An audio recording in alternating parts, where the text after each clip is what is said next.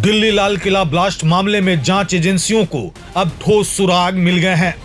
धमाके के मुख्य संदिग्ध डॉक्टर उमर मोहम्मद की तस्वीर सामने आने के बाद पूरे देश की सुरक्षा एजेंसियां अलर्ट मोड पर हैं।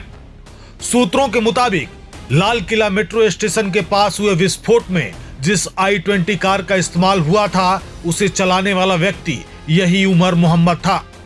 बताया जा रहा है कि वह जम्मू कश्मीर के पुलवामा का रहने वाला है और पेशे से डॉक्टर है। फरीदाबाद मॉड्यूल से जुड़े इस आतंकी नेटवर्क का तार जैश-ए-मोहम्मद से जुड़ा बताया जा रहा है।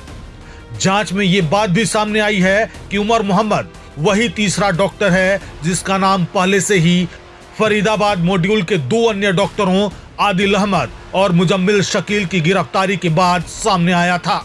आदिल को सहारनपुर से पकड़ा गया था जब श्रीनगर में जैश के समर्थन में पोस्टर लगाने के आरोप में उसकी पहचान सीसीटीवी फुटेज से हुई थी। उसकी निशानदेही पर मुजम्मिल की गिरफ्तारी हुई और फरीदाबाद में करीब 2900 किलो विस्फोटक सामग्री का जखीरा बरामद किया गया। उमर मोहम्मद के पिता नबी भट्ट फरीदाबाद के अल-फलाह मेडिकल कॉलेज में डॉक्टर थे और उसकी मां शमीमा बानू गृहिणी है। बताया जा रहा है कि उमर ने मेडिकल की पढ़ाई इसी कॉलेज से की थी, जहां उसकी मुलाकात कुछ कट्टरपंथी विचारधारा वाले युवाओं से हुई थी। इन्हीं संपर्कों के जरिए वह जैश-ए-मोहम्मद के आतंकी मॉड्यूल से जुड़ा। पुलवामा के तारिक नामक व्यक्ति ने उसे i20 कार उपलब्ध कराई थी, जिसका इस्तेमाल धमाके में किया गया। एजेंसियों का अनुमान है कि जब उसके साथी डॉक्टरों को गिरफ्तार किया गया तो उमर को शक हुआ कि अगला नंबर उसका है।